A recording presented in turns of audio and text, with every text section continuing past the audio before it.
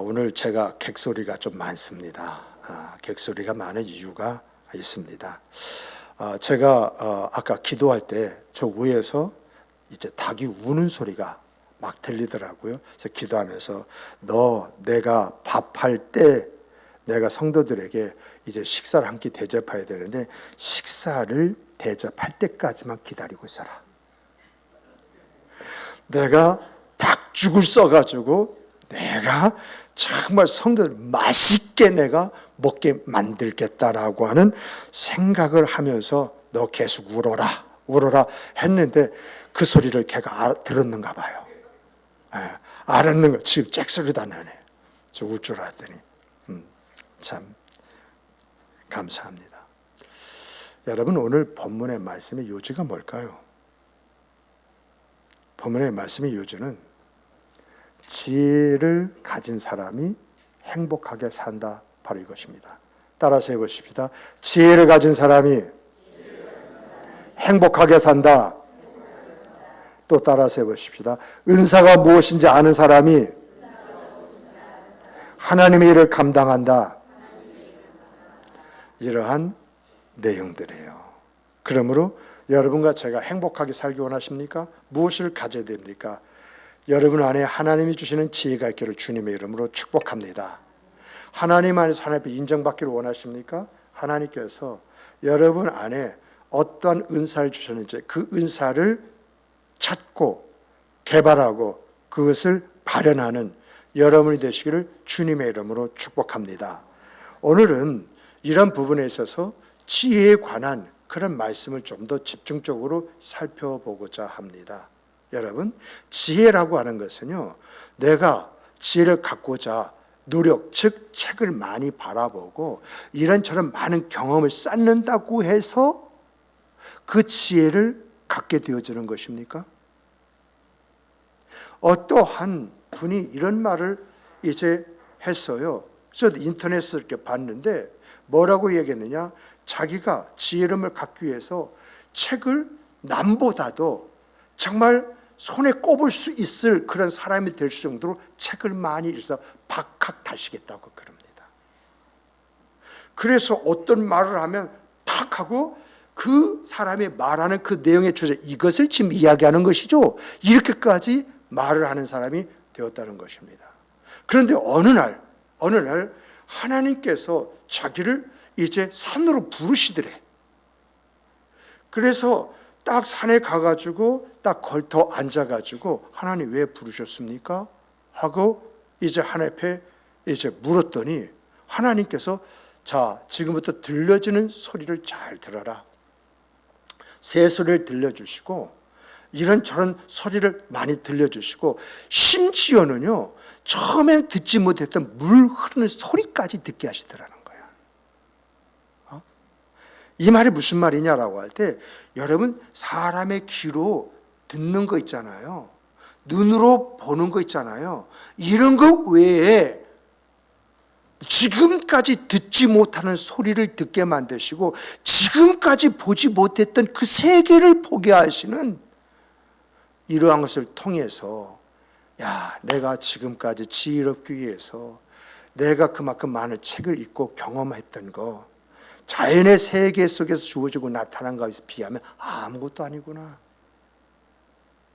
그러므로 이분이 뭐라고 이야기했느냐라고 할 때, 진정한 지혜는 하나님께서 열어주실 때에, 하나님께서 그 지혜를 나에게 주실 때에 그 지혜를 갖게 되는 것이다 라고 이렇게 이야기했습니다. 그와 마찬가지로 지혜라고 하는 것은요, 우리가 어떤 인간적인 그 노력을 해서 갖게 되어지는 것이 아니라 하나님의 말씀 안에서 귀를 기울이고 그 말씀 안에서 내 마음을 열 때에 그 마음의 문을 여는 사람들에게 하나님이 주신다고 이렇게 이야기를 하고 있어요. 그래서 지혜라고 하는 것은 뭐냐? 하나님의 말씀에 귀를 열고 그리고 마음의 문을 여는 사람에게 주시는 선물이다. 이렇게 이야기를 해요. 그러므로 오늘 본문을 우리는 이렇게 요약을 할 수가 있습니다. 하나님께 지혜를 구하고 그 지혜를 사용하는 사람들이 되어라. 이것이 오늘 1절부터 8절의 내용을 한마디로 정리하는 것입니다. 지혜라고 하는 것은 내가 갖고져서 갖는 것이 아니라 하나님이 주시는 것이므로 하나님 나에게 지혜를 주세요. 야고보서에도 말을 했지 않습니까? 뭘 위해서 기도하라? 지혜를 위해서 기도하라. 그러면 후히 주시고 꾸짖지 아니하신다. 이렇게 말씀을 하시잖아요. 그러므로 우리가 하나님 나에게 좀 지혜를 좀 주세요. 내가 우매한 이런 생각과 삶, 여기에 머물러서 여기서 벗어나지 못하는 그 인생살이가 아니라 이것을 깨고 이것을 딛고 일어설 수 있는 그 지혜를 나에게 주셔서 나로 하여금 하나님이 주시는 지혜의 터 위에서 나의 생각과 삶을 새롭게 만들어 갈 수 있도록 주여 내 안에서 역사하여 주시옵소서 라고 기도하면서 그 지혜를 받고 그 지혜 속에서 복되고 아름다운 생각 그 삶을 살아가는 사람이 되어라. 이것을 이야기하고 있다는 것입니다. 이렇게 너는 지혜를 얻기 위해서 그 지혜를 열망하는 사람이 되라 하면서, 그러면 지혜 열망하면 지혜가 저절로 오는 건가요? 그래서 바로 너는 지혜를 열망하는 사람이 되라고 이렇게 말씀하시고 난 다음에 하시는 그 말씀이, 지혜를 얻고 싶으냐? 그럼 이렇게 해라. 그 방법을 가르쳐 주시는 겁니다. 그 방법이 뭐냐라고 할 때 첫째가요, 1절에 귀를 기울이라고 말합니다. 뭐에 귀를 기울여요? 지혜에 귀를 기울여라. 이 말씀은 무슨 말이냐라고 할 때, 정말 지혜를 얻기 원하느냐? 그렇다면 하나님의 말씀에 집중하라는 것입니다. 하나님의 말씀 안에서 지혜라는 것이 주어지고 나타나는 것이기 때문에 너는 하나님의 말씀에 집중해라. 그러면 자연스럽게 너도 알지 못하는 가운데에 하나님의 지혜가 너의 생각 그 삶을 지배하는 그런 역사가 나타나게 될 것이다. 지금 이것을 여기서 이야기하고 있는 거예요. 그런데 여러분, 어떻게 집중해야 되느냐? 어떻게 집중해야 되느냐? 우리는요, 귀로 듣는데 집중하면요, 대체적으로 머릿속에 다 있어.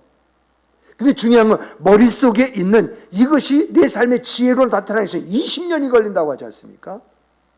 그래서 주의 말씀은 머리로 듣는 것이 아니라 가슴으로 들어라. 가슴으로 듣게 되면 그 가슴에 들었던 그 들음이 너의 생각 그 삶에 그냥 나타난다. 이러한 것들이 성경이 그리고 기독교의 역사가 가르쳐주는 진리잖아요. 그러면 여러분과 저는 귀로 듣되 머리로 아는 사람들이 아니라 가슴으로 품는 사람들이 되시기를 주의 이름으로 축복합니다. 솔로몬 보세요. 가슴으로 품었을 때에는 이제 그가 귀를 열고 하나님의 말씀을 이제 들으면서 그것을 가슴에 두었을 때에는 그의 말과 행동이 지혜 그 자체였습니다.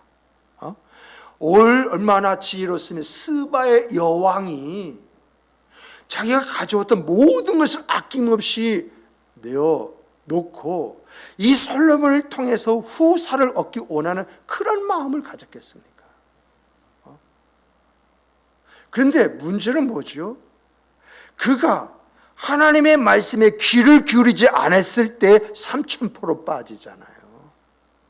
결국은 하나님을 등지는 그 삶이 첩첩을 거느리는 것으로 나타나는데, 그 첩첩이 이스라엘 사람이면 다행이에요. 이방 여인들과 정략적인 그런 동맹을 위해서 그들의 딸들을 취하는 그런 일들이 주어짐을 통해서 이스라엘 안에 우상이 들어오는 그래서 결국은 솔로몬의 노년이 불쌍해지는 그런 일들이 일어났잖아요.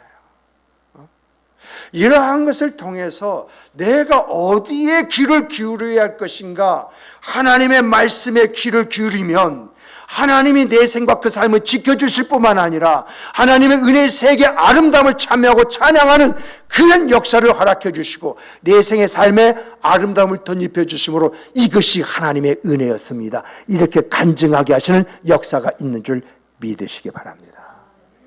그래서 하나님의 말씀에 귀를 기울이라라는 것은 집중하라고 하는 말씀인데, 이 집중은 머리가 아니라 가슴이라는 거예요.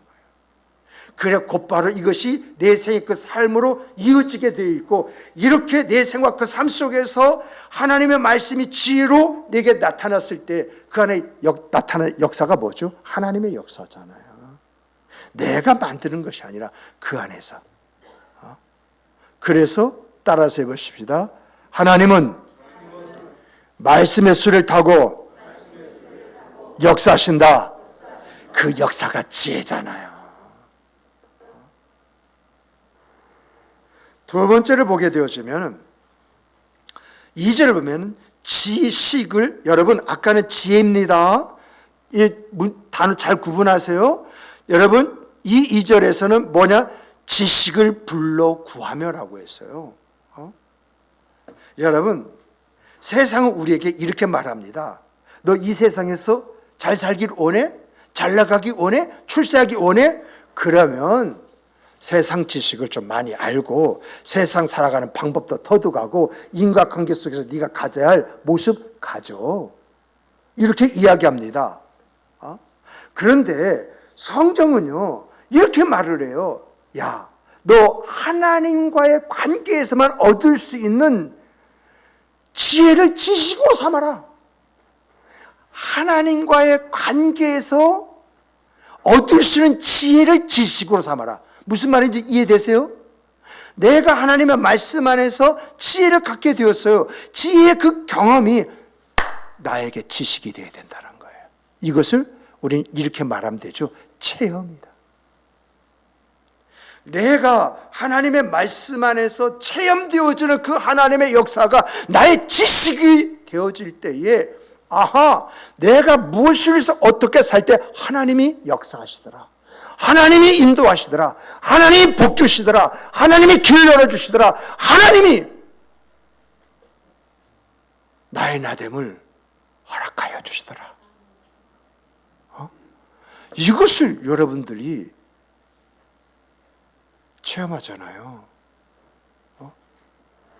그래서 여러분 지식을 불러 구하라고 하는 그런 말은 세상이 말하는 대로 그냥 세상에 조금 하나님에게 조금 이거 왔다 갔다 갈짓자 좌우치우치지 말고 너의 인생의 삶에 한번 네 자신을 하나님 앞에 드려봐라.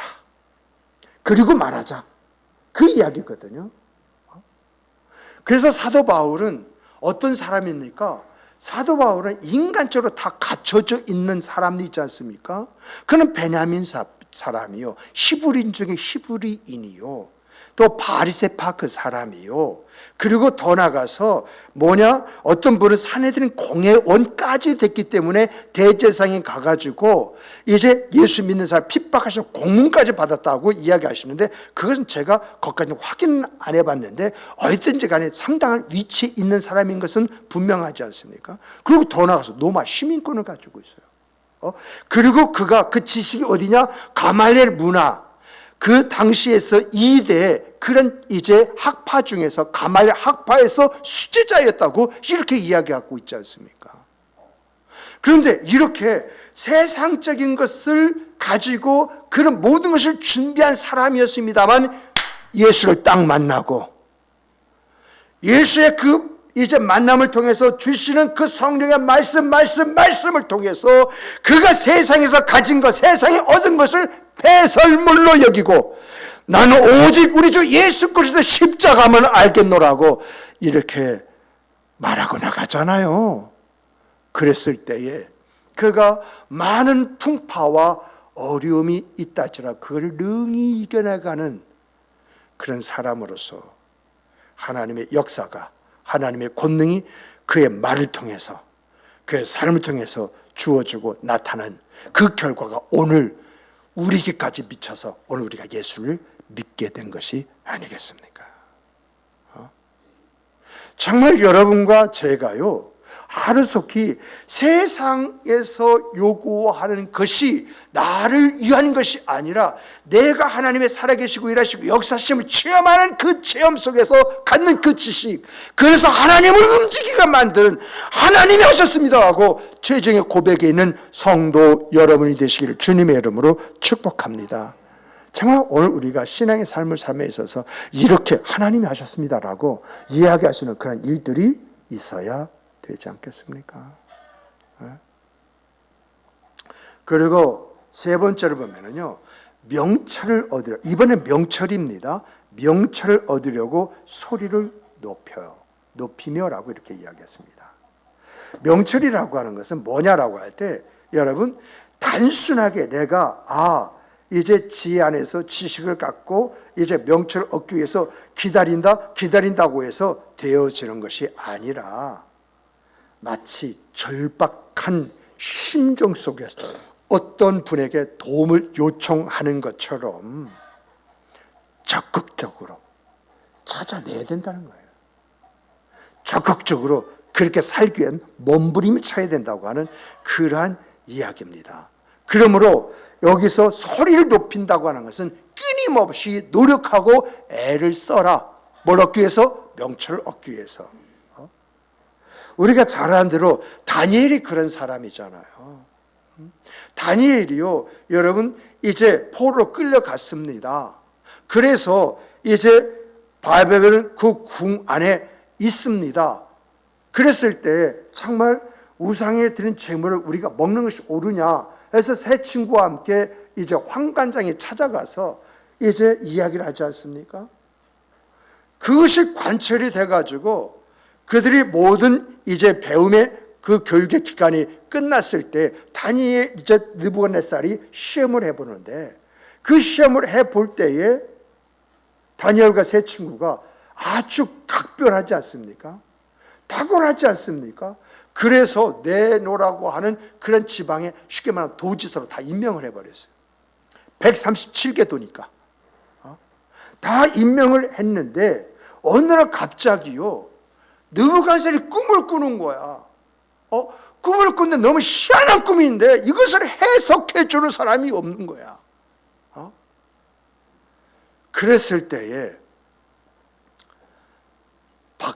다시 말하면 그 당시에 있는 그러한 사람들이 나에게는 저거 내 밥이나 축내는 그런 인간들이지 쓸모가 도움이 없다 해가지고 싹 쓸어버려라, 이렇게 명령을 내릴 때에 다니엘이 등장하지 않습니까? 그럼 다니엘하고 뭐 뾰족한 수가 있어요? 그래서 다니엘이 하나님 앞에 기도하고 묵상하는 가운데 이제 느부갓네살이 꾸었던 꿈이 무엇인지 어렴풋이 감을 잡지 않습니까? 여러분, 정말 우리가 하나님 안에 있으면 때로는 그 사람이 나에게 아무 말 하지 아니한다 할지라도 하나님이 보여주시는 것이 있고 하나님이 느끼게 해주시는 것이 있고 하나님이 알게 하시는 것이 있는 줄 믿으시기 바랍니다. 이렇게 느부갓네살의 꿈을 이 다니엘이 해석해 주는데 그 해석해 줄 때에 그 해석이 뭡니까? 앞으로 이 바벨론의 운명과 세계의 그 역사가 어떻게 변화가 될 것인가, 이것을 이야기해 버리잖아요. 여러분, 이 명철 속에는 뭔가 미래지향적인 어떤 그 사실까지 알게 되는 역사가 있는 줄 믿으시기 바랍니다. 이러한 것들을 다니엘이 가지고 그 다니엘이 그 당시에 그 사역을 이름을 통해서 다니엘이라는 존재를 분명히 하면서 하나님을 이제 드러내고 나타냈던 것을 우리가 보지 않습니까? 그래서 뭐라고 이야기합니까? 다니엘의 그 하나님을 이 느부갓네살이 높이 칭송을 하지 않습니까? 다니엘의 세 친구를 통해서 여호와 하나님의 그 이름을 망령되게 행하는 자들은 그 집을 이제 회파해서 변소로 만들어 버려라. 이렇게까지 이야기를 하지 않습니까? 이렇게 우리가 이제 지혜를 얻기 위해서 귀를 이제 기울이고, 그리고 뭐냐면 지식을 이제 불러서 구하며 명철을 얻으려고 소리를 높이게 되어지면 6절에서 뭐라고 말하냐? 대저 여호와는 지혜를 주시며 지식과 명철을 그 입에서 내시며라고 이렇게 이야기합니다. 자, 여기서 보면은요, 이제 1절, 2절, 3절 이런 절을 보면은 지혜가 나오고 지식이 나오고 명철이 나왔어요. 그런데 6절을 보니까 이러한 것들을 사모하는 사람들에게 우리 하나님께서 뭘 주시냐? 지혜를 주시고, 그리고 지식을 더하여 주시고 명철을 주신다는 것입니다. 그런데 이것을 조금 더 제가 이제 묵상하면서 생각하는 것은요, 여러분, 지혜를 얻게 되어지면 지혜 안에서 경험이라는 것을 갖게 되어집니다. 이 경험 우리는 체험이라고 하는데, 이 내가 이렇게 했더니 하나님께서 이렇게 역사하시더라, 이 체험이 나에게 지식이 되어지는 것입니다. 이 지식 속에서 오늘 내 생의 그 삶 속에 이런 일이 벌어졌다라고 할 때 그 일들이 왜 내게 주어지는지 이것까지 헤아리는 명철이 주어진다 라고 하는 것입니다. 그러므로 중요한 것은 여러분과 제가 지혜의 귀를 기울이실 때에 귀한 그 아버지 지혜에 대한 그 체험이 지식이 되어지고, 그 지식에 또 다른 걸 보는 안목, 그 눈을 열어주시는 줄 믿으시기 바랍니다. 이것을 여기에서 이야기해 주고 있는 것이거든요. 그런데 여러분, 하나님께서 이렇게 지혜를 이제 얻기 위해서 귀를 기울이고, 그리고 더 나가서 이제 지식을 부르며, 그리고 명철에게 외쳐서 오라 이제 할 때에 하나님께서는 지혜와 지식과 명철을 한꺼번에 주신다고, 그 생의 삶 속에서 그걸 경험하게 하신다고 그렇게 말씀하시잖아요. 그런데 중요한 것은요, 하나님께서는 그것을 어디에다 주시냐? 어디에다? 우리가 성경에서요, 이러한 것을 찾아봐야 하나님 정말 이런 지혜와 지식과 그리고 명철을 나의 여기에 주십시오, 여기에 부어주십시오라고 하는 그런 기도를 할 수 있는 것이거든요. 근데 성경을 보니까 이런 지혜와 지식과 명철을 어디에 주시냐? 내 입에 넣어주신대. 내 입에. 왜 내 입에 넣어주실까요? 내 입에 넣어주신다고 하는 것은 다른 것이 아니라요, 하나님의 역사, 그것이 어떤 것인지 네가 보았느냐, 알았느냐, 깨달았느냐? 그렇다면 그것을 입으로 말해라. 그래서 입에 넣어주신다는 거예요. 지혜가 뭔지 이것을 선포하라고 우리 입에 넣어주신다는 것입니다. 그러면 지혜라고 하는 것은요, 우리의 노력해서 얻어지는 것이 아니라 하나님의 은혜로 베풀어 주시는 선물이기 때문에, 이 지혜를 선물로 받은 사람은 상황을 정확하게 파악하고 얻게 된 지식과 적절하게 판단하고 그리고 행동한 명철까지 갖추어지게 되었으므로 인해서 하나님 누구시냐, 하나님 어떤 분이시냐, 이것을 보여주고 증거함으로 하나님을 높여라. 그래서 어디에 주시냐? 오늘 본문에서도 보면 입에 넣어주신다, 이렇게 말씀하시지 않습니까? 시편에서도 시편 119편 105절 보면 하나님이 내게 주신 말씀은 내 발의 등이요 내 길의 빛이니이다라고 이렇게 이야기를 했어요. 그런데 여기에서 보면은 내 발의 등이요 내 길의 빛이라고 하는 것은 뭘 이야기해요? 지식을 이야기, 지혜를 이야기하지 않습니까?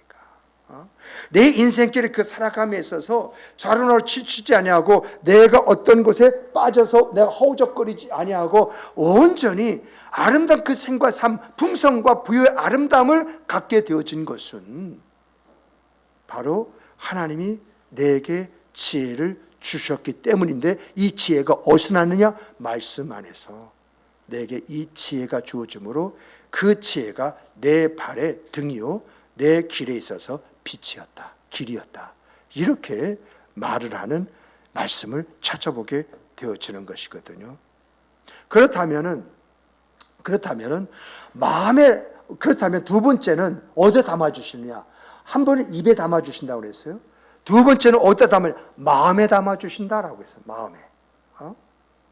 마음에 담아주신다는 것은 지혜가 무엇인지 마음에 새기고 그 지혜를 그 삶의 내용으로 삼아라. 그래서 마음에 담아주신다. 이렇게 이야기하고 있거든요. 그러므로 지혜를 마음에 담아주신다라고 하는 것은 어떤 것과 같으냐? 여러분, 제가요 작년 겨울에 우리 김점희 권사님께서 마늘을 좀 주셨나? 해가지고 마늘을 있잖아요. 마늘을 작년에 이제 겨울 되기 전에 저 위에다 꼭꼭 심어놨어요.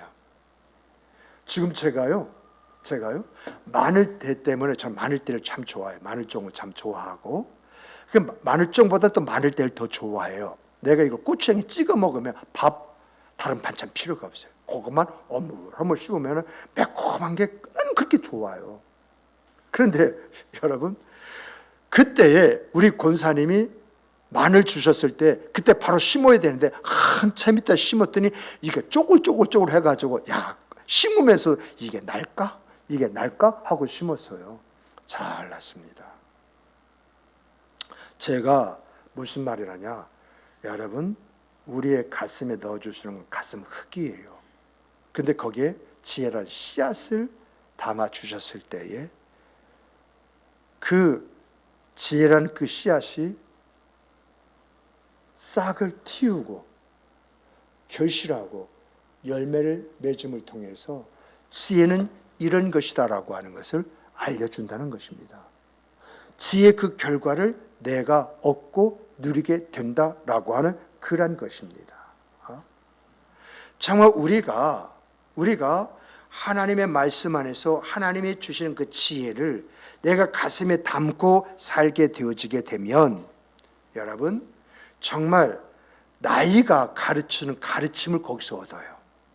제가 보니까 그러더라. 나이가 가르쳐 주는 것이 있더라. 그 나이가 돼야만이 터득하고 깨닫는 것이 있는데, 이것도 하나님이 가슴에 넣어준 지혜가 이제 발현되기 시작을 하는구나, 이런 것들을 느껴요. 그리고 새로운 시각으로 세상과 사람들을 바라보게 되어져 있어요. 이전에는 보이지 않던 그런 진리들이 눈에 보이기 시작하고요. 우리가 가지고 지금까지 가는 사고 방식과 가치관이 점차적으로 변화되어집니다. 다시 말하면 하나님의 지혜를 우리 가슴 속에 담아주심으로 깊은 이해와 통찰력이라는 것이 새롭게 주어지고 내 생의 삶 속에 나타난다는 것입니다. 그래서 인간관계, 사회 문제, 심지어는 영적인 문제까지 깊이 이해하고 통찰하게 되는 것입니다. 이렇게 하나님은요, 지혜를 우리의 가슴에 담아주심으로 인간관계를 어떻게 맺어야 할 것이냐, 사회 문제를 어떻게 풀어가야 할 것이냐, 영적인 문제를 어떻게 해야 될 것이냐라고 하는 통찰력과 응용력을 갖게 만드시는데, 이런 통찰력과 응용력을 가진 사람이 바로 다윗이지 않습니까? 여러분, 솔로몬은요, 통찰력은 가졌지만 응용력이 떨어졌어요. 그래서 다윗의 그 인생과 그 삶을 바라보면은 그런 통찰력과 함께 내가 어떻게 살아야 할 것이냐라고 하는 응용력까지 퍼펙트하게 갖춤을 통해서 여러분, 역대의 시온주의가 거기서 나온 것입니다. 유대인들이 어떤 사람인데 어떤 사람을 모델로 해서 우리가 살아가야 할 것인가, 이걸 방향을 정함에 있어서 지혜왕 솔로몬을 택하지 않고 다윗을 택한 그 이유가 무엇이겠습니까? 그래서 여러분 7절과 8절에 보면 이런 말씀하십니다. 그가 정직한 자를 위하여 완전한 지혜를 예비하시며 행실이 온전한 자에게 방패가 되시나니 대저 그는 정의의 길을 보호하시며 그의 성도의 길을 보존하려 하심이라. 지혜와 지식과 명철을 주시는 목적이 정의의 길을 갈 수 있도록 의로운 이제 그러한 생과 그 삶을 살아갈 수 있도록 하나님께서 주신다.